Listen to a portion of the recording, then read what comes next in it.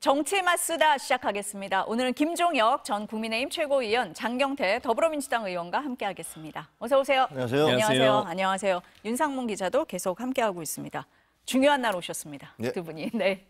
이재명 대표의 선거법 위반 사건 항소심 선고가 2시부터 시작이 됩니다. 얼마 안 남았네요, 이제. 1심 재판부는 징역 1년에 집행유예 2년을 선고를 했습니다. 그 혐의를 보면 백현동 부지 용도 변경과 관련해서 국토부 협박이 있었다라고 한 발언이 있고요. 김문기 전 성남도시개발공사 처장과 골프를 친 것처럼 국민의힘이 사진을 공개했던데 조작한 것이다라고 한 발언을 유죄로 봤습니다. 자, 이제 결과를 지켜보기는 해야겠습니다만 민주당 무죄를 주장하고 계신 거죠?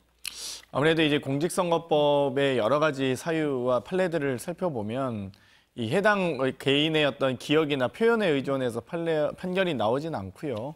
또 여러 가지 허위를 다툴 수 있는 어떤 사안에 대해서도 상대 후보를 비방할 경우에는 엄격하게 제재를 합니다. 그런데 자기 방어적 표현에 대해서는 어찌되건 일정한 방어권을 존중하고 있고요.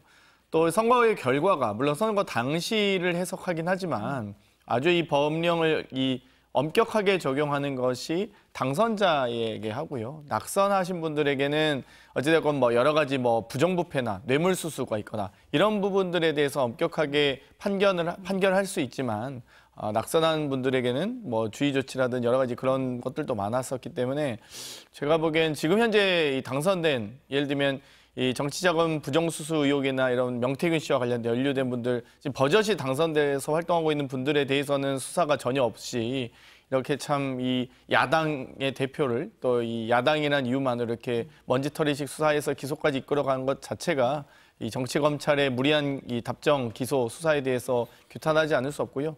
2심에서 아마 고법이 그러니까 2심 판결에서 합리적 판단, 최소한 그동안의 선거법이 유지되어 온 최소한의 이 민주주의의 토대를 잃지 않을, 훼손하지 않을 판결이 날이라 봅니다. 어찌됐건 여러 정치인들이 인터뷰 과정에서 또 여러 논의들 인터뷰를 할 텐데요. 이 과정에서 아무 말도 못하게 하는, 이 말을 막게 한다든지, 심지어 이 유죄 판결이 날 경우엔 이 400억에 달하는 사실상 민주당 해산 판결에 준하는 판결이기 때문에 이 부분에 대해서는 정말 역사적인 무게를 느끼시고 판결하시라 봅니다.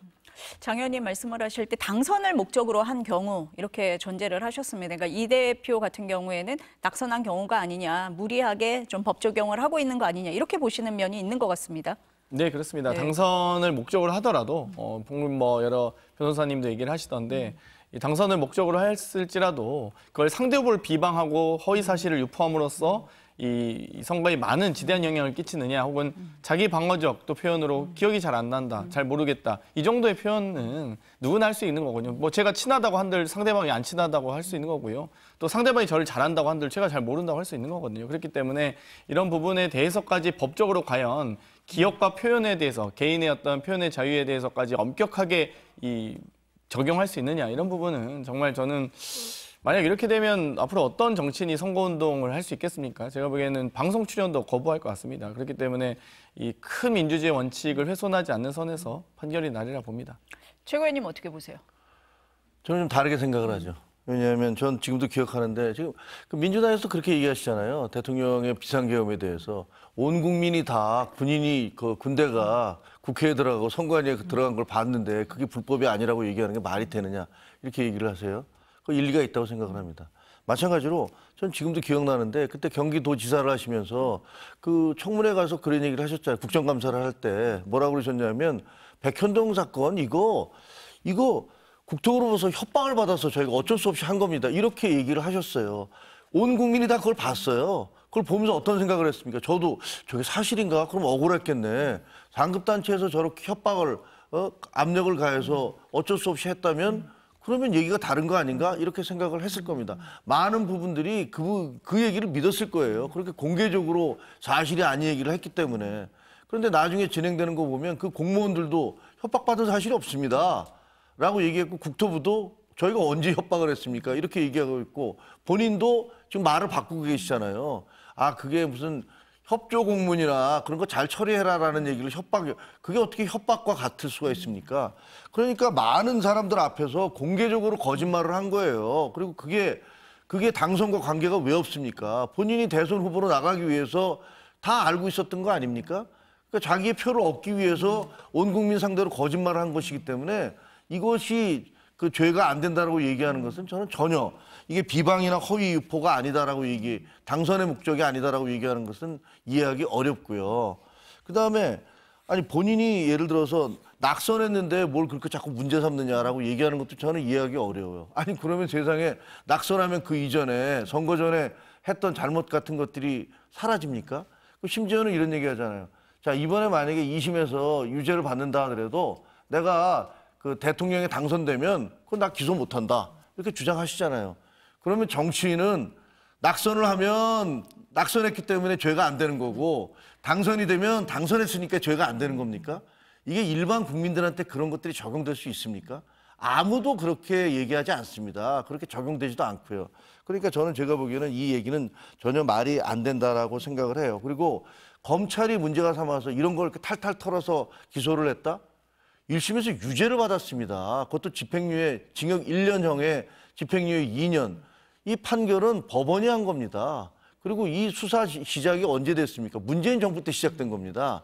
그래서 이런 모든 것들을 보면 지금 현재 이재명 대표 측에서 주장하고 있는 논리는 사실상은 합리적이라고 볼 수가 없고 국민들이 납득하지 않을 것이다 이렇게 봅니다. 윤 기자, 지금 선거 공판이 시작이 됐습니까? 지금 속보 들어오는 거 보니까 이재명 대표가 법정에 착석했다 뭐 이런 얘기가 들어오고 있는데요. 네, 맞습니다. 이재명 대표가 법정에 착석을 했고요. 그리고 조금 전에 재판부도 들어왔다고 합니다. 이제 잠시 뒤면 이제 선고가 시작이 될 것 같습니다. 앞서서 장 의원님은 방송 출연하기도 힘들겠다 이런 말씀을 하셨는데 안 나오시면 큰일 나고요. 뭐 공직선거법 적용된 방송은 다 아마 어렵지 않았을까. 아마 모든 발언을 가지고 그러니까 예를 들면 방금 말씀하셨듯이 뭐 죄가 만약 인정될 경우에 그 부분에 대해서 다 뭐 낙선하면 다 뭐 죄가 면해지는 거냐, 면책이 주어지는 거냐 이런 얘기를 저는 주장하는 게 아니고요.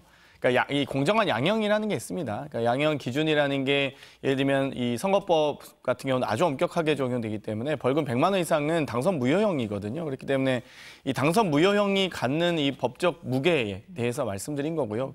뭐 여러 선고가 80만, 50만 원 뭐 혹은 뭐 여러 가지 이 뭐 그러니까 선고 유예를 하기도 하고요. 뭐 여러 가지 이제 재판부의 판단이 있습니다. 그건 당연히 공정한 양형을 위해서 하는 거고요. 저는 이번 이 사건에 대해서 핵심적인 부분들 저희가 구체적 사건에 대해서 굳이는 안 들어가려고 하는데 어찌됐건 이 11명이 간 사진을 마치 4명 골프를 저는 쳐본 적이 없지만 4명씩 치는 것으로 알고 있습니다. 그래서 4명만 딱 이 마치 친 것처럼 사진을 조작한 거다 이런 표현이라든지 뭐 이 표현이 과연 김문기 씨를 알았냐 몰랐냐가 이 대통령 대선의 당락의 결정적 사유가 되느냐 이 부분 아마 이제 재판부가 그 영향력에 대해서 판단할 거라 보고요. 두 번째는 성남시에 있는 이 식품연구원의 이전 과정이 이 성남시장으로서 압박감을 느꼈냐 안 느꼈냐가 과연 이게 식품연구원의 이전이 이 전 국민적 영향을 받느냐, 지대한 영향을 미치는 사건이냐 이 부분이거든요. 그러면 저도 당시 이때 국정감사가 기억이 납니다. 국토위에서도 식품연구원 이전 과정에서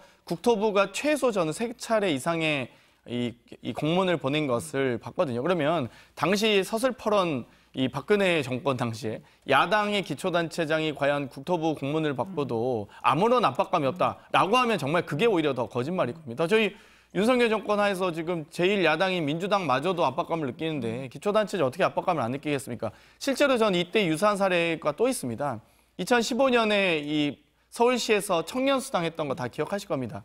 이 당시에 보건복지부가 사회보장기본법의 복지 정책은 중앙부처와 협의하여야 한다라는 조항을 근거로 실제로 직권 취소를 합니다. 청년수당을 가지고. 법제처에서 유권 해석으로 걸고요. 그래서 중앙부처에서 법제처와 보건복지부가 이 광역단체, 서울시라는 광역단체마저도 재정자립도가 아주 높은 서울시마저도 결국 그 부분에 대해서 굴복하는 과정이 있거든요. 그렇기 때문에 저는 기초단체다? 오히려 재정자립도가 더 낮은 이런 기초단체가 중앙부처를 상대로 아무런 압박감을 못 느꼈다라고 하면 그건 오히려 어불성설이라 보고요. 최소한 여러 차례 이 국토부의 공문들이 밝혀졌고 여러 차례 이 이전 계획에 대해서 공공기관 이전 특별법이라든지 예를 들면 혁신도시법에 근거해서 여러 가지 어떤 단체장의 직무유기를 걸 수 있는 사건이었기 때문에 당시 저는 박근혜 정권, 그러니까 선거법도 선거 당시의 상황에서 당선 목적으로 한다고 유권 해설을 해주신다면 이 당시에 박근혜 정권 사안에서 중앙부처의 압박감을 기초단체장이 어떻게 이겨낼 수 있느냐라는 그런 그 당시의 상황을 함께 고려하셔야죠. 그 당시 정윤회 사건 있을 때 어땠습니까?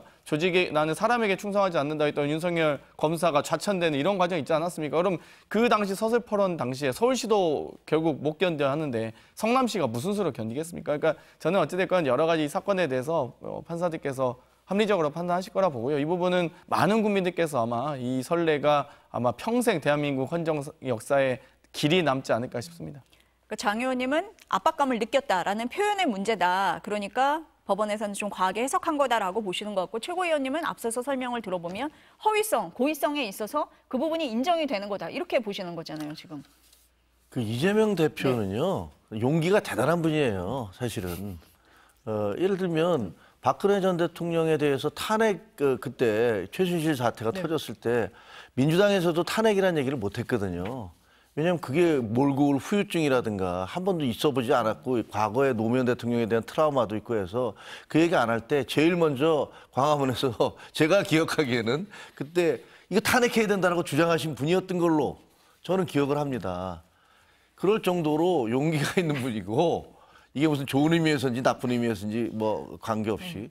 그리고 실제로 성남시장이 되신 다음에 성남시가 진짜로 모라토리엄 완전히 파산 상태였느냐에 대해서 논란이 많은데 과감하게 성남시는 파산됐습니다라고 주장하셨던 거 아닙니까? 저도 그렇게 알고 있습니다. 그러니까 그럴 정도로 강력하게 용기를 가지신 분인데 국토부에서 공문을 보냈다고 그게 내가 협박이 돼서 겁이 나서 뭐를 했다? 아마 제가 보기에는 이재명 그 시장 혹은 지사, 지금 대표의 성격으로 보면 그거 들고 흔들면서 국토부가 나한테 이렇게 협박을 했습니다. 라고 얘기하실 분이에요. 이분이 무슨 그런 것들이 두려워서 내가 거기에 그 겁이 나서 이거 바꿨다? 누가 믿겠습니까, 그거를. 그동안에 살아온 삶이 그렇지가 않은데 갑작스럽게 모든 것에 용기를 내던 분이 갑작스럽게 그 부분에 대해서는 나는 아유, 겁이 나. 국토부가 겁이 나. 이렇게 얘기한다고요? 아무도 안 믿을 겁니다. 아마 제가 보기엔 판사님들도 안 믿을 거예요. 그리고 김문기 씨에 대한 그 사진 문제 있잖아요. 아니, 김문기 씨와 모른다고 했잖아요. 근데 모르는데 골프를 쳤는지 안 쳤는지 어떻게 합니까? 내가 친 사람이 김문기가 아닌지를 어떻게 합니까? 김문기를 모르는데. 근데 안 쳤다고 그러면서 거기다가 안 쳤다고만 얘기한 게 아니라 사진이 조작됐다는 얘기까지 했어요. 그럼 완전히 층위가 다른 얘기잖아요. 나 그 사람 잘 기억이 안 나는데 이런 거하고 야, 그 사람하고 나하고 찍은 사진 조작한 거야 라고는 얘기하는 거는 완전히 다른 얘기예요. 그리고 그것도 9명인가가 8명인가 있었는데 그중에서 이 골프 친 사람, 이 사람 얼굴을 크게 부각하기 위해서 이렇게 크롭, 이렇게 자른 거잖아요. 네. 잘라서 보여줬는데 그게 조작은 아니죠. 그거는 특정 부분을 강조한 것이지 그걸 조작이라고 얘기할 수는 없잖아요. 조작이라는 건 없는 사진을 갖다 붙이든가 다랗게 찍은 사진을 합성을 했든가 이러면 조작이지만 같이 찍은 사진의 일부분만 야 봐라 여기 있는 애가 김문기다 라고 발표한 거를 조작이라고 얘기할 수는 없어요. 그러니까 제가 보기에는 그 모든 것들을 고려를 해보면 임의성 그리고 의도성 이런 것들이 상당 부분 있다 이렇게 생각이 되어집니다. 상식적으로는. 지금 같은 사안에 대해서 두 분이 완전히 다르게 지금 해석을 하고 계신데 오늘 2심 재판부가 어떻게 판단을 할지 좀 지켜보겠습니다. 뭐 얼마 안 남았습니다. 선고가 나오려면요. 근데 오늘 이 선고가 주목되는 건 대선하고 연결이 돼 있어서 그렇잖아요. 1심과 같은 뭐 징역형이 유지가 되거나 혹은 100만 원 이상의 벌금형을 받으면 그리고 나서 대법원에서 형이 확정되면 의원직도 잃게 되고 피선거권도 박탈되고 뭐 그런 상황이고 100만 원 미만이 나오면 완전 반대의 경우가 되기 때문에 정치적 운명을 결정짓는다. 뭐 이런 평가가 나오고 있어요. 어떻게 보세요? 그렇죠. 어떻게 보면 비극이죠. 대한민국의 정치가 사법부에 의해서 그 모든 게 다 왔다 갔다 하고 있잖아요. 지금 헌법재판소도 마찬가지고 지금 이번 재판도 그렇고 그러니까 정치의 사법화 혹은 사법의 정치화 이런 것들이 계속 이루어지고 있어서 이것이 과연 대한민국에 좋은 것인가 저는 굉장히 나쁘다고 생각을 합니다. 정치적으로 결정되어야 할 부분들을 정치권에서 여야 모두 할 것 없이 걸핏하면 상대방을 들고서 사법부로 달려가잖아요. 그리고 자기가 원하는 대로 결정이 안 내려지면 이건 완전히 영향을 받아서 그렇다, 뭐 부당하다 이렇게 서로 공격을 하고 있습니다. 그렇게 여야가 서로 공격을 하면서 우리의 행정부뿐만 아니라 사법부, 입법부 다 망가뜨리고 있다고 생각을 해요. 그래서 뭐 저를 포함해서 뭐 장경태 의원님도 같이 최고위원도 하시고 그랬었는데 이거 상당히 정치권에서 정말 심각하게 반성해야 될 문제다. 모든 문제를 다 사법으로 끌고 갔던 것들 이건 잘못됐다고 생각을 하긴 합니다. 그런데 어쨌든 이게 현실이어서 이게 재판이 치러지게 됐잖아요. 그러니 이제 이게 100만 원 이상이냐 이하냐에 따라서 정말로 정치판이 요동을 치게 생겼는데 앞으로 저도 잘 모르겠어요. 이 후유증이 어떻게 될지. 만약에 이게 무죄라고 나왔을 경우에 혹은 100만 원 이하라고 나왔을 때 과연 반대편에서 승복을 하겠는가. 혹은 또 그 반대로 2심과 1심과 그대로 똑같은 형이 나오든가 아니면 뭐 100만 원 이상이 뭐 한 1,몇백만 원, 1,500만 원쯤의 벌금이 나왔을 때 민주당은 또 어떻게 나올 것인가. 이 이후가 더 걱정이 된다. 이렇게 말씀드려야겠네요. 저는 김정일 최고께서 네. 뭐 거짓말이다 하고 누가 믿겠냐라고 충분히 비판할 수 있다고 생각합니다. 당연히 이건 정치의 영역이니까요. 입장과 태도, 입장이 다르면 아무래도 또 믿는 팩트도 다를 수 있고요. 다만 이 정치 사법화란 부분에서도 또 다시 공감할 수밖에 없는데요. 여러 가지 지금 이번 선거법 재판이 대선 때 선거 아니겠습니까? 그 이후에 이재명 대표는 이 국회의원 선거를 2번이나 이미 치러서 국민으로부터 선출된 권력입니다. 그런데 과연 이 선거법이 그러니까 국회의원 선출 이전에 총선을 이미 2번이나 치른 이 야당 대표에 대해서 그 전에 있었던 선거법을 가지고 현재 있는 선거 그 이후에 치러진 국회의원 선거에 대한 면직과 또 이후에 있을 대선 후보로서의 혹은 공직자 선출직 공짜로서의 피선거권에 대한 박탈과 또 심지어 이 정당 해산에 준하는 원내 제1당 국민들께서 많이 선택해 주신 원내 제1당일 400억이나 되는 사실상 파산을 해야 되는 이런 판결을 과연 하는 게 과연 맞느냐라는 겁니다. 그러니까 대한민국의 주권은 국민에게 있지 법원에 있지 않습니다. 법원이 판결을 하시더라도 최소한의 민주주의 근간을 훼손하지 않는 판결을 하시는 게 맞거든요. 그러면 과연 여러 가지 이런 혐의가 인정될 수 있으나 그럼에도 불구하고 그 후로 어떤 국민으로부터 2차례나 걸쳐서 선출이 되고 또 그 이후에 여러 가지 재판의 영향을 종합적으로 고려했을 때 아마 재판부도 법리를 해석하는 과정이 결국 국민주권을 부정하면서 판결 내기는 어려울 거라고 봅니다. 그렇기 때문에 저는 사실 일단 이 혐의 자체가 사실 뭐 갑자기 19년권 이전 김문기 씨 몰랐다. 이걸 가지고 과연 대선에 얼만큼 영향이 있었는지 이거를 사실 이 여러 가지 정례화하는 것도 그러니까 이 수치화하는 것도 계량화하는 것도 어렵지만 이걸 가지고 이 여러 현직 의원에 대한 면직부터 시작해서 피선권에 대한 박탈, 정당 해산까지 그런 판결을 내린다면 정말 우리 대한민국은 이제 독재 정권 되는 거죠. 뭐 71년 유신 헌법 때하고 다를 바가 없는 나라가 되는 것 같습니다. 어찌됐건 그만큼 뭐 정당이 사라지고 노조 없애고 이제 기업도 좌지우지하고 다 이런 폭정의 시대가 만약 도래한다면 저는 이런 부분에 대해서까지도 재판부가 합리적으로 판결하시리라 봅니다. 두 분 다 이 정치의 사법화에 대한 우려, 이 부분은 걱정을 많이 하시는 것 같아요. 장 의원님 말씀은 국민의 선택을 받은 다음인데 사법부의 판단을 또다시 받는 데 대한 문제, 이 부분을 지적을 하시는 것 같아요. 오늘 뭐 이재명 대표 항소심 선고기 때문에 대법원 확정 판결이 아니에요. 그래서 뭐 조기 대선에 나가는데 문제는 없습니다. 민주당에서는 그러면 오늘 결과가 어떻게 나오더라도 뭐 이 대표가 후보가 되는 데는 문제가 없다. 계속 추진한다. 이런 입장이세요? 뭐 당연히 저는 뭐 국민들께서 결국 2심의 판단에도 불구하고 방금 뭐 김영익 최고께서도 말씀하셨듯이 뭐 거짓말이다 누가 믿겠냐 그런 것들도 포함해서 법원이 판단할 영역이 아니라 그 부분은 국민들께서 판단할 영역이고요.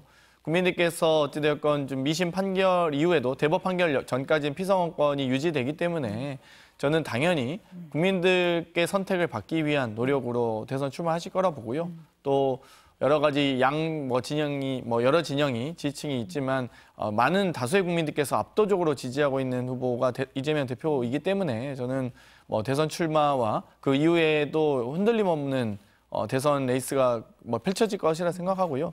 오히려 전 2심 판결보다 더 지금 고민스러운 건, 걱정스러운 것은 오히려 이렇게 이 양 진영이 분열한다든지 국민들이 어렵다든지 경제적 외교적인 손실이 막대하다든지 그럼에도 불구하고 헌재가 선고를 이렇게까지 늦추는 것에 대해서 이 정말 전 국가적 손실에 대해서 과연 헌재가 책임질 수 있는지 이런 부분들 오히려 따져 묻고 싶습니다. 어쨌든 본선에 가기 전에 당내 경선을 치를 수밖에 없는 상황이고 거기서도 이 대표가 선택을 받는다면 그 수순으로 가는 거다라고 보시는 건데 혹시 뭐 플랜 B 같은 거 뭐 이런 얘기 하십니까 당내에서? 플랜 B가 있을 수는 없고요. 저는 이 대법 판결 전까지는 결국 피선권이 유지되기 때문에 그리고 국민들이 가장 압도적으로 지지하고 있는 후보시기 때문에 다른 계획이 있거나 이럴 수는 없다고 봅니다. 그리고 그 모든 계획은 국민께서 또 선택해 주시는 거죠. 말씀하신 대로 모든 여론조사에서 부동의 1위긴 합니다. 최고위원님 보시기에는 어떠세요? 나가시겠죠, 뭐. 그러니까 2심 판결이 뭐가 됐든 만약에 2심에서 무죄가 나거나 100만 원 이하가 되면 훨씬 더 자유롭게 활동을 하실 수 있을 것이고 가사 1심대로 원심대로 그대로 간든가 아니면 100만 원 이상의 벌금형을 나온다 하더라도 지금 분위기를 봐서는 본인이 여러 차례 공언을 하셨잖아요. 그러니까 나올 거라고 생각을 합니다. 근데 이제 문제는 이제 대법원 판결이 어떻게 되느냐.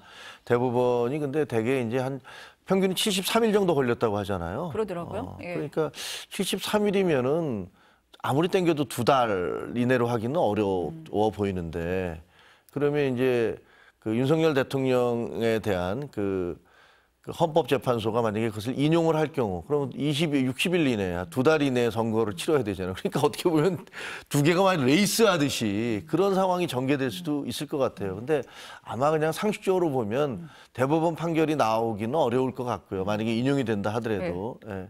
이 60일 내에 하기는 정말 어렵죠. 그렇게 되면은 나오시긴 나오실 것 같은데 결국 국민의 판단을 받아야죠. 국민의 판단을 받아야 되는데 민주당 내에서도 굉장히 복잡해질 것 같아요. 그러면 아직까지도 헌법 84조에 대한 논란이 있지만 소추되지 않지만 대통령 현직에 있는 동안에는 자기 내란이나 외환죄 외에는 소추되지 않지만 이미 다른 걸로 재판을 받던 사람이 대통령이 됐을 경우는 어떻게 되느냐.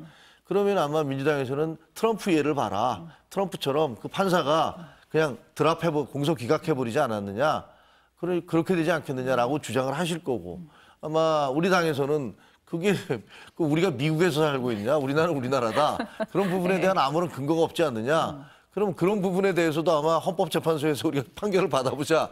이렇게 나올 수도 있을 것이고 굉장히 복잡한 상황이 전개될 것이다. 이렇게 보여집니다. 그러면은 이재명 대표가 조기 대선이 치러질 경우에 후보로 나서는 데 있어서 변수는 별로 없을 거다. 일단 나설 거다라는 거는 그건 동의하시는 거네요. 모두가 다 동의가 아니라 그렇게 예상하는 거 아닙니까? 그렇게 예상을 하신다. 본인이 내가 이거 외에도 여러 개 재판을 받고 있고 국민 보기에 미안해서 나 안 나가겠다. 이럴 것 같지는 않잖아요. 안 그러실 것 같으니까 나오겠죠.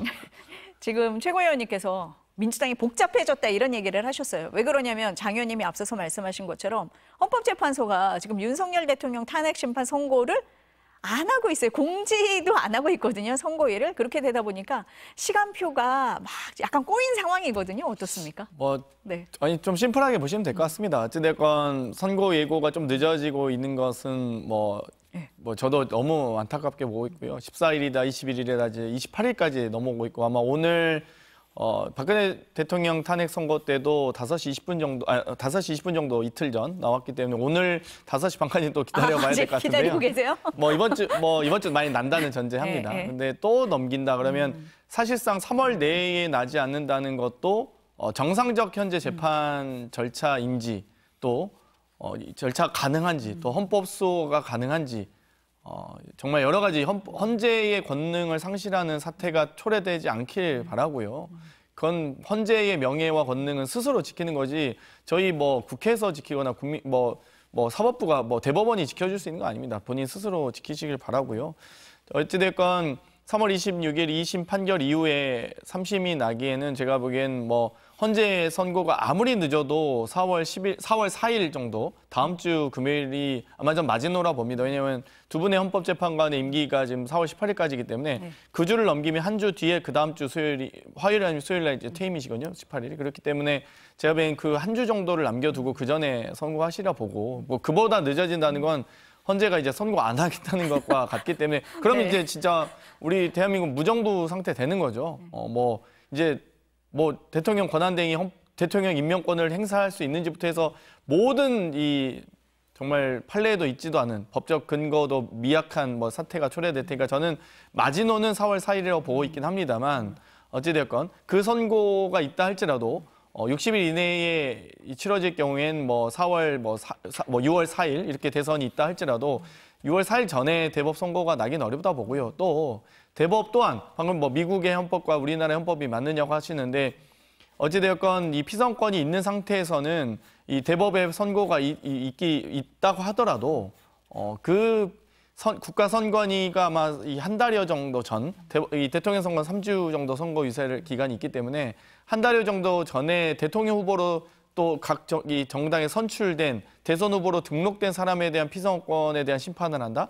그렇게 보기는 어렵습니다. 대법원 또한 결국 여러 가지 이미 2심 재판이 무죄가 나든 혹은 유죄가 나더라도 결국 그것들을 다 포함해서 국민들이 선택하신 거거든요. 근데 국민들이 선택하려고 딱 기다리고 있는데 대법원이 갑자기 박탈한다? 이건 사실 그런 사태까지는 저는 대법원이 나진 않을 거라 보고요. 어찌됐건 네. 저는 탄핵이 인용되는 순간 이재명 대표의 대선 출마와 이 대선 후보로서 국민의 심판과 선택은 당연히 존중받아야 되고 받아야 될 거라 보고요. 대법 판결의 유무는 아니라 봅니다. 그리고 이미 뭐 사실 60일이라고 하지만 대통령 후보 등록은 한 달 정도 전이기 때문에 한 선거 이후에 한 30일이면 그 중앙선관위 등록이 있을 거거든요. 그러면 그 등록된 후보를 갑자기 대법이 뭐 갑자기 판결을 아무리 빨리 한다 해도 한 달 반 만에 판결한다 해도 그걸 가지고 피선권을 박탈한다? 뭐 그런 사태까지는 그럼 대법원이 갑자기 국민들의 투표권을 뭐 빼앗아가는 것에 불과하기 때문에 뭐 저는 그 정도까지 우리나라가 그렇게까지 무너지진 않았다고 봅니다. 정말 그렇게까지 가진 않겠죠. 네. 그 2심에서 만약에 유죄가 인정이 되고 그런데 후보로 다시 이제 출마를 했다. 그래서 만약에 당선이 되면 아마 끊임없이 정통성 시비, 정당성 시비에 시달리게 될 거예요. 그리고 만약에 그렇게 해서 나갔는데 떨어졌다. 그러면 민주당은 정말 큰일 나겠죠. 그럼 아마 대폭발 같은 게 일어나겠죠. 왜 이렇게 됐느냐를 놓고. 그래서 사실은 지금 양당 모두가 굉장히 심각한 상황이에요. 이게 뭐 웃으면서 얘기할 게 아니라 사실은 저희 당도 마찬가지죠. 뭐 저희 당도 굉장히 심각한 상황이고 민주당도 보면 굉장히 심각한 상황이고 그런 상황입니다. 최고위원님이 대법원 확정 판결 나는데 보통 73일 걸렸다. 이게 평균이잖아요. 뭐 조금 빨리 날 수도 있고 늦게 날 수도 있는데 국민의힘에서는 빨리 하라고 할 것 같아요. 할 것 그렇죠. 같아요. 그런데 장 의원님 말씀을 들어보면은 후보로 선출이 된 이후에는 아마 진행이 안 될 거기 때문에 그 부분까지는 신경을 안 쓴다라고 말씀은 하셨는데 어쨌든 대법원에 재판이 계류가 돼 있는 상태에서 선거운동을 해야 되는 거잖아요. 그 부분에 대한 부담은 없을까요? 어떻습니까? 뭐 어찌됐건 그러니까 2심 판결 이후에 대법 선고까지 뭐 대법이 언제 판결을 내리든지 간에 대선 중에 선고는 안 내릴 거고요. 그런 부분들을 포함해서 국민들이 선택하시겠죠. 근데 국민들이 보시기에 뭐 이미 2022년에 이렇게 어떤 여러 가지 뭐 사실 백현동이나 뭐 이런 김문기 씨에 관련된 언급과 뭐 검찰의 수사와 기소에도 불구하고 또 윤석열 정권의 탄생 과정에서 여러 차례 이재명 대표에 대한 수사와 탄압 과정을 다 지켜보시고 나서 대선을 치르시는 거기 때문에 그러면 저는 뭐 어찌됐건 이 법리적으로 완결하진 않지만 22년의 대선 과정의 여러 선거법 재판들을 국민들이 모두 다 알고 계신 상태에서 25년의 대선이 치러져서 만약 거기에 대한 결과가 나온다면 저는 상당히 뭐 여러 가지 뭐 헌법적으로도 치유가 되는 부분이라 보거든요. 그 전에 있는 대선 행위를 가지고 현재 국민들의 선택을 부정한다? 그것도 말이 안 되죠. 그러니까 뭐 지금 뭐 공소 기각이냐 혹은 이 뭐 불소추 특권이 이 기소에 한정되는 거지 재판 진행까지 아니다라고 하는데 그러면 국민 주권은 왜 있습니까? 법원이 다 결정하면 되지. 그러니까 기본적인 모든 저희 국회의 입법권, 또 사법부의 사법권, 또 행정권 모든 게 다 국민 주권의 근거에서 나오는 것이지. 그러면 국민들이 그 22년에 있는 대선의 모든 과정을 다 목도하시고 윤석열 정권 다 겪으시고 재판 경험까지 보시고 그리고 나서 대선을 했는데도 불구하고 국민들이 선택했는데 그거를 그 전 대선을 결과를 가지고 현재 대선을 결과를 뒤집는다? 그런 대법의 판결이 있다면 그건 우리나라 헌정 질서 무너지는 거죠. 사실. 그건 전 불가능하다 봅니다. 저는 조금 견해가 좀 다른데요. 뭐가 다르냐면 이제 민주당에서 항상 주장하시는 게 그 선출된 권력도 아닌데 감히 선출된 권력한테 이런 얘기를 하신단 말이에요. 그러면서 이제 사법부라든가 다른 공무원들에 대해서 그렇게 말씀을 하시는데 굉장히 잘못된 생각이라고 저는 생각해요. 왜냐하면 우리 모두 헌법 하에 있는 존재예요. 헌법 하에서 국정을 운영하기 위해서 선출되는 공무원도 있는 거고 선출되는 분. 대통령은 선출된 5년짜리 단임제 공무원이죠. 다른 분들도 4년짜리 공무원들이에요. 어떻게 보면 국민의 세금을 받아서 생활하고 있지 않습니까? 그럼 나머지 선발직도 있어요. 고시를 봐서 되는 사람들이라든가 뭐 행정고시를 보거나 아니면 뭐 변호사 자격증을 따든가 어떤 이런 식으로 해서 선발되는 사람들도 있기 때문에 선출되지 않은 권력은 감히 니들이 선발직이 이렇게 얘기하는 것은 국정에 대한 좀 굉장히 잘못된 오해 때문이라고 생각을 하고 또 하나는 국민 저항권, 국민 주권 이런 거 많이 말씀하세요. 근데 그런 게 없는 사회가 좋은 사회입니다. 왜? 국민 저항권이라는 거 민주당이 그렇게 외치다가 요즘 누가 외치는지 아세요? 태극기 부대들이 그렇게 외칩니다. 다 양쪽에서 다 각자가 국민 저항권이래요. 각자가 서로 정반대해서 주장하는 국민 저항권 뭐가 옳은 겁니까? 그러면 그냥 자기들이 입에다 붙이기만 하면 그게 국민 저항권입니까? 그러니까 내가 마음에 들지 않는 정부가 됐든 내가 마음에 들지 않는 당이 됐든 이것을 다 뒤집어 버리겠다. 길거리에 나와서 이것을 엎어버리겠다라고 얘기하는 것을 국민 저항권이라고 얘기한다면 무정부 상태가 가장 국민 저항권이 활발하게 보장되는 사회겠죠. 그러니까 저는 그거 옳지 않다고 생각을 합니다. 국민 주권도 마찬가지인데요. 사법부의 판결은 그 나름대로의 기속력과 권한이 있는 겁니다. 그건 대통령이든 대통령이 아니든 모든 사람은 법에 의해서 헌법 하에서 법률 위에 아래에 있을 수가 없어요. 그러니까 사법부의 판결이 예를 들면 국민들의 어떤 주권을 침해하는 것이다라고 얘기하는 것은 글쎄요. 국민의 주권을 만약에 어떤 범죄자라는 판결이 내려졌는데 그것에 대해서 우리가 지지하기 때문에 이 사람은 범죄가 아니다라고 얘기를 한다면 재판이 왜 필요합니까? 그러면 법원 앞에 가서 시위대가 많이 동원할수록 그 시위대의 규모에 따라서 범죄의 형량을 측정해야 되는 겁니까? 저는 아니라고 생각해요. 저는 반박할 수밖에 없는데요. 네. 국민저항권 저희가 부정한 적 없습니다. 그러니까 마치 극우 단체가 극우 폭도들이 태극기를 들고 다닌다고 해서 태극기의 가치가 훼손되는 건 아니거든요. 국민주권과 이 국민저항권은 저는 당연히 존중받아야 된다 생각하고요. 다만 문제가 되는 것은 국민저항권을 빌미로 서부지법 폭도들을 옹호하기 때문에 문제죠. 폭력과 테러를 옹호하는 사람들이 있기 때문에 그걸 저희가 규탄하지 않을 수 없는 거고요. 당연히 이 표현의 자유라든지 언론 출판의 자유라든지 집회 결사의 자유라든지 이런 국민저항권 당연히 존중합니다. 저는 태극기 부대라고 할지라도 구구라 할지라도 집회하시는 거 존중합니다. 다만 그 과정에서 여러 가지 테러와 폭력을 조장하시거나 경찰관 때리고 법원 가서 난동 부리고 이렇게 하니까 제가 문제 삼는 거지 집회 계속 하십시오. 네, 집회는 존중합니다. 장 의원님 말씀하실 때 심플하게 생각하면 된다라고 말씀을 하신 게 국민이 선택을 한 다음에는 좌고우면할 필요 없다. 그런 취지로 말씀을 하시는 건가요? 그러니까 방금 지금? 선출된 공직자 아니면 무시하는 것도 아닙니다. 저는 그러니까 우리나라는 직업공무원제를 채택하고 있기 때문에 선출직 공직자든 또 임명직 공직자든 또 임기제 공무원이든 또 직업공무원 모든 공무원들 다 공무수행을 당연히 공정하고 평등하게 다 잘 하시리라 보고요. 또 하셔야 된다고 보고요. 다만 그 모든 권력은 어디로부터 나오냐. 임명된 공무원이라고 해서 그냥 국민과 아무 상관없이 임명된 겁니까? 그러지 않습니다.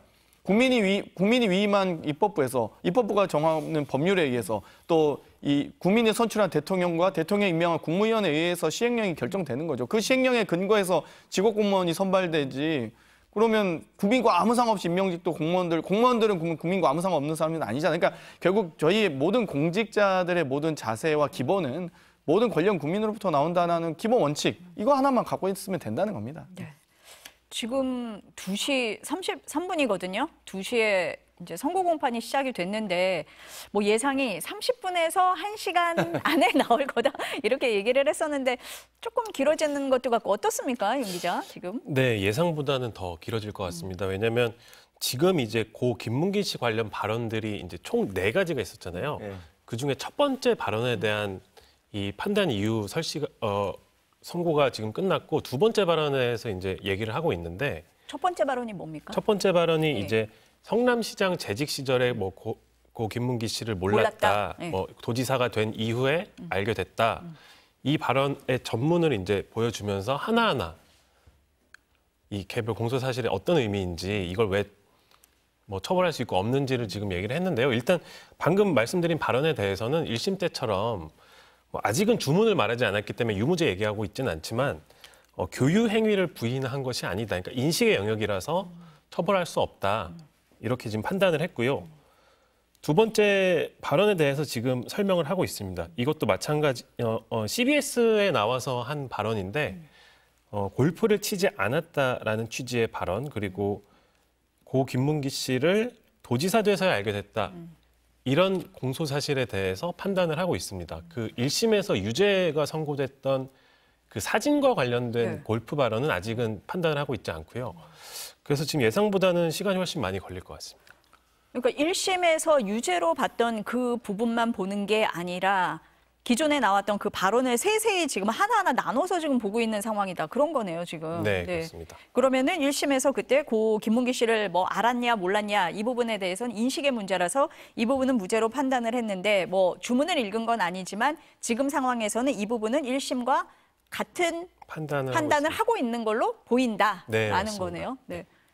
앞서서 장 의원님 말씀하신 그 뭐 무죄 부분이랑 비슷한 것 같습니다. 이 부분은. 네. 네, 뭐 일단 네. 뭐 성남시장 재직 시의 이런 표현들에 대해서 1심도 무죄를 했고요. 뭐 기억에 의존하는 발언들이기 때문에 이 부분에 대해서는 모르겠습니다. 이제 또 뭐 사람의 생각과 뇌를 어떻게 압수수색을 할 수 있는지 모르겠는데 양심을 압수할 수 있는지 모르겠는데 그러니까 네. 그런 부분에 대해서는 네. 뭐 그리고 그 정도의 차이는 뭐 제가 친하다고 혼자 주장한다 한들 다른 사람이 안 친하다고 생각할 수 있는 거기 때문에 뭐 어느 정도 이 알매에 대한 정도는 네. 저는 이 유무죄를 다툴 사안에 성질일 것은 아닙니다. 마찬가지로 다른 사건에 대해서도 본인이 압박감을 느꼈는지 아니 이 사진 조작된 거 아니야라고 억울함을 항변할 수 있는 거죠. 마치 11명이 간 출장을 4명만 딱 간 것처럼 할 수 있는 그렇게 비춰지게 한다면 그것 또한 오히려 국민에게 호도하는 것이기 때문에 근데 이런 부분 또한 국민들이 11명이 갔냐 4명이 갔냐 사진을 왜 11명 전체 사진을 너 맘대로 잘라내냐 본인 찍은 사람도 아니잖아요. 아무 관계도 없는 사람이 4명만 찍었는데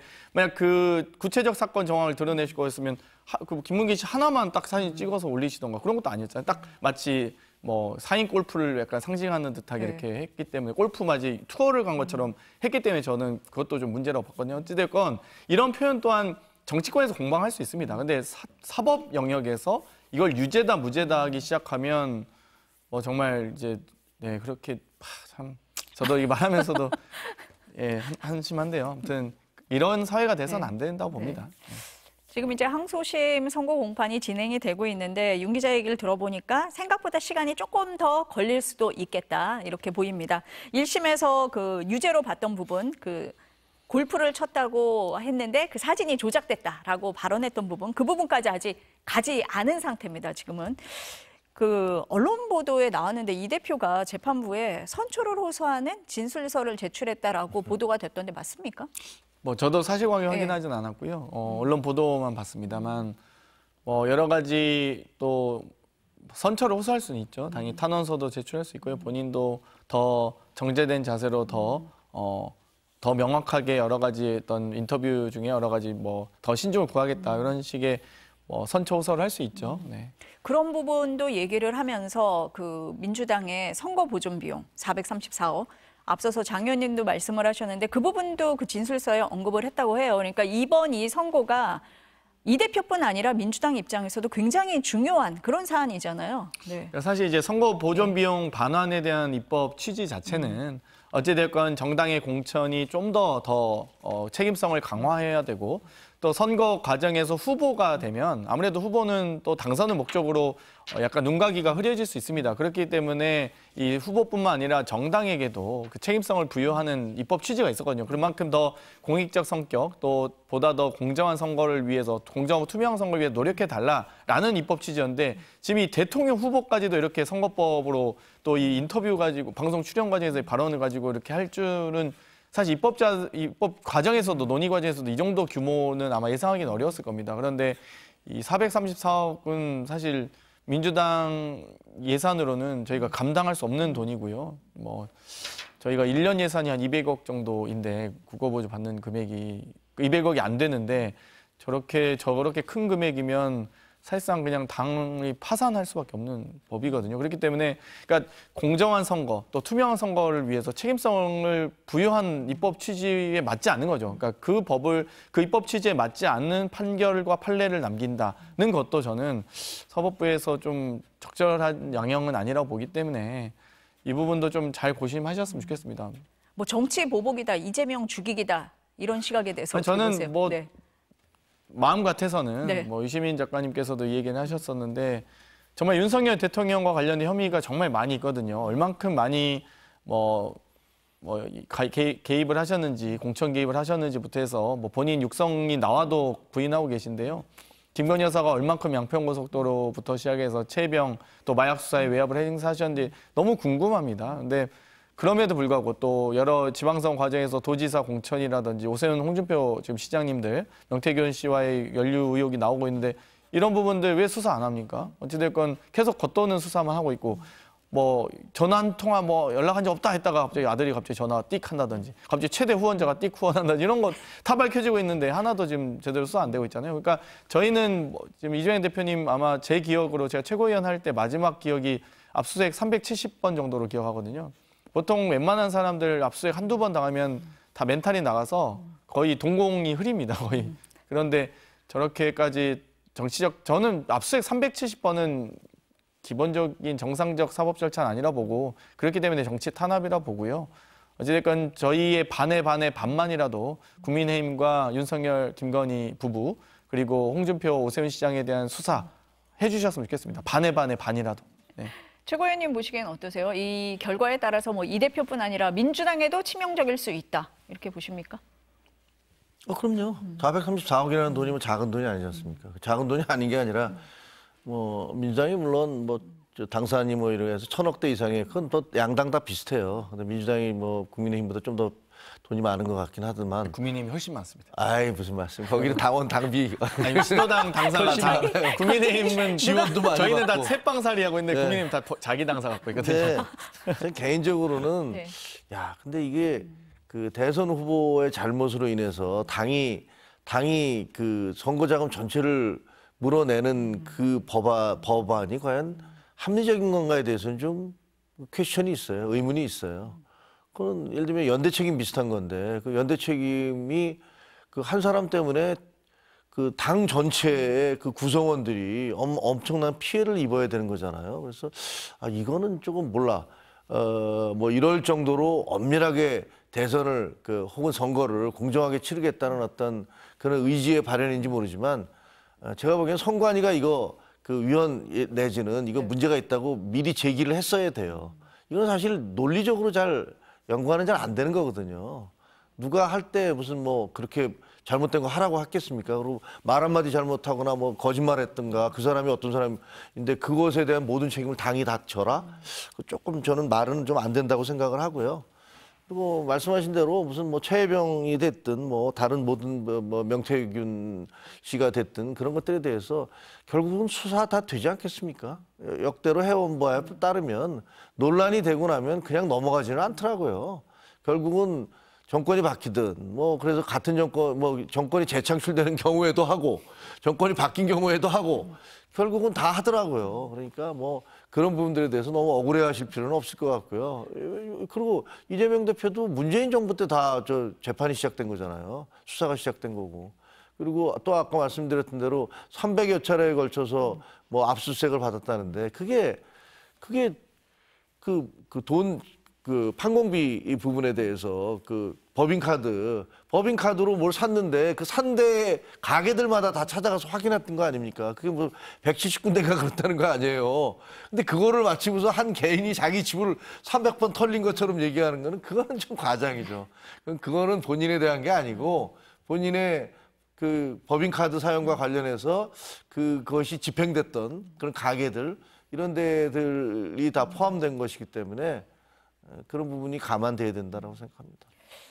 이 대표가 오늘 항소심에서 무죄를 받거나 혹은 100만 원 이하의 형을 받더라도 국민의힘은 계속 공격할 것 같다. 사법 리스크를 공격할 것 같다. 이런 얘기도 나와요. 앞서서도 아니, 말씀을 하신 그런 부분. 아니 예를 들면 그 승복을 안 할 도리는 없어요. 뭐 유죄든 무죄든 뭐 다 승복을 해야 되죠. 하지만 그렇다고 해서 정치적인 공격을 안 하지는 않을 거예요.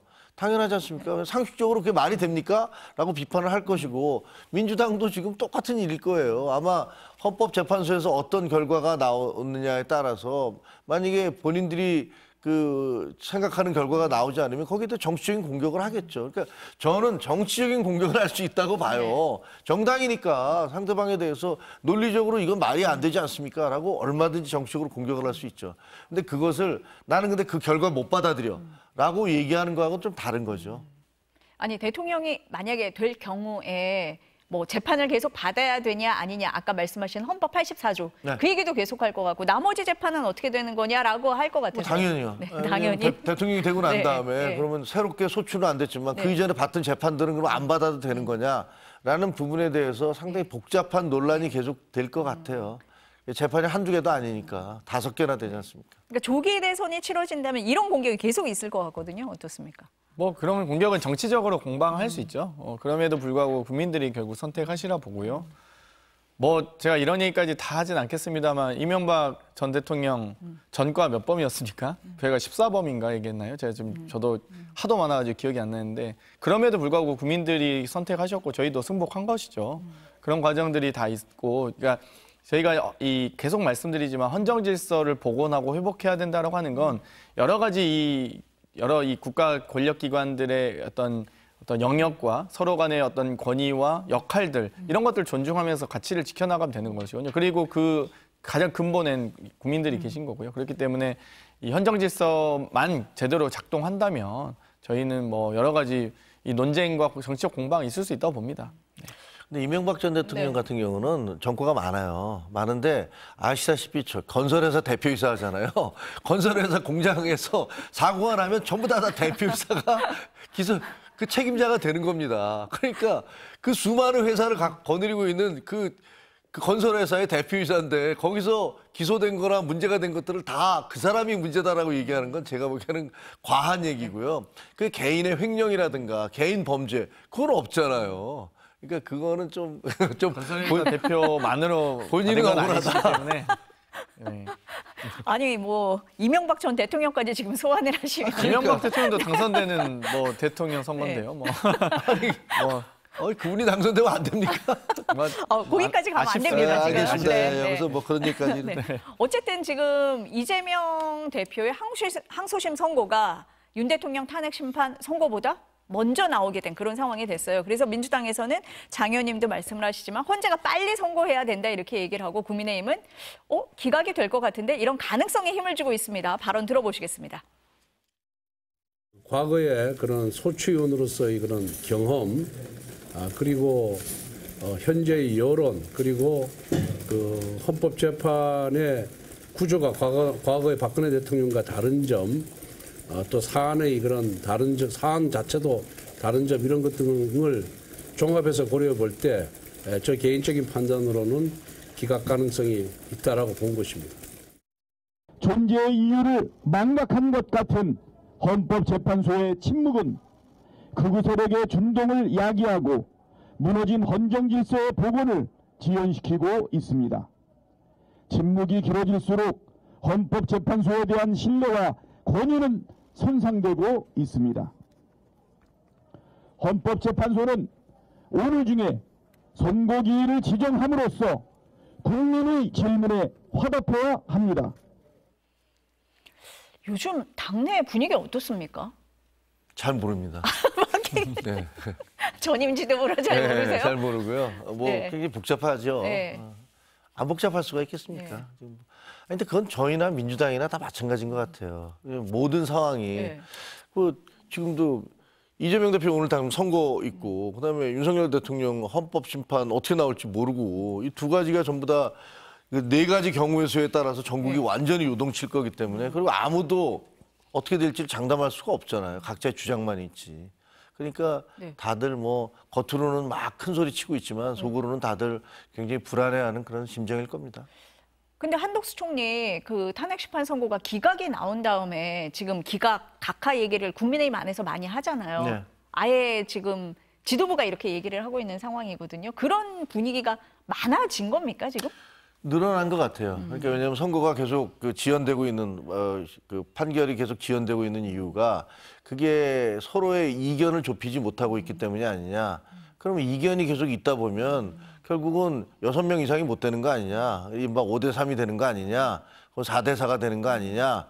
뭐 이런 식의 그런 주장들이 있는데 사실은 그렇게 주장하는 사람들이나 아니면 8대0으로 될 것이다라고 주장하는 것이나 뭐 영어로 이게 wishful thinking이라고 그러잖아요. 본인들이 원하는 생각들을 하고 있는 거예요. 네. 그래서 그걸 뭐 어느 누구도 어떤 식의 결정이 내릴지는 온갖 그 유언비어 내지는 받은 글, 뭐 기자들 사이에서 받글 그래서 도는 거 있잖아요. 네. 온갖 시나리오들이 야 참 시나리오 잘도 짠다라고 할 정도로 이거 막 돌고 있어요. 제가 보기엔 다 그냥 사실과는 관계가 없는 것 같고 조금 더 기다려 봐야죠. 뭐. 민주당은 좀 걱정해요? 아니면 어떻습니까? 저는 한덕수 기각 결정으로 심판 가늠이 가능하다고 봅니다. 어찌됐건 5명의 기각과 1명의 인용 또 2분의 각하 과정이 있었는데요. 어찌됐건 뭐 이 전법재판관 전원이 이 위헌적인 비상계엄을 옹호한 논리는 하나도 없었다라는 것은 확실하고요. 각하 의견도 이게 이제 정족수 200이냐 150이냐의 논쟁이었고 이 김복형 재판관 같은 경우도 예를 들면 이 헌법재판관 임명 과정을 문제 삼았지 그 다른 거를 뭐 국무회의 소집이라든지 이런 거 다 소집 안 하거든요. 그러니까 뭐 한덕수 총리는 이 기각 결정에 그 전에 헌재 과정에서도 본인은 살았고 윤석열 죽였다 이렇게 보긴 합니다. 그러니까 왜냐하면 국무회의가 형식을 갖추지 않았고 본인도 국무회의라고 생각하지 않았다라는 것만으로도 그걸로 끝난 거거든요. 그래서 위헌적인 비상계엄 절차는 명백해진 걸로 보고요. 오히려 그 기각 과정에서도 헌법재판관 미임명 사태도 저는 약간 애매하긴 했습니다.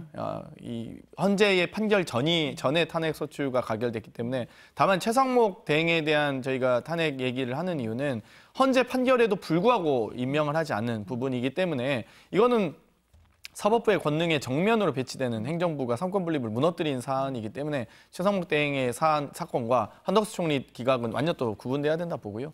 어찌되었건 저는 이번 한덕수 기각 결정으로 어찌됐건 헌정 회복과 국정 운영 질서를 좀 복원하기 위한 헌재의 고민이 좀 엿보였고요. 뭐 저는 어찌됐건 이 결정 과정에서는 계엄을 옹호하거나 계엄의 절차적 하자를 보완하기 위한 논리는 하나도 없었다라는 건 명백하다고 봅니다. 이재명 대표의 항소심 선고 결과를 두 분과 함께 보게 될 줄 알았는데 좀 늦어지는 것 같습니다. 그래서 두 분은 보내드려야 될 것 같습니다. 두 분 말씀 여기까지 듣겠습니다. 감사합니다. 고맙습니다.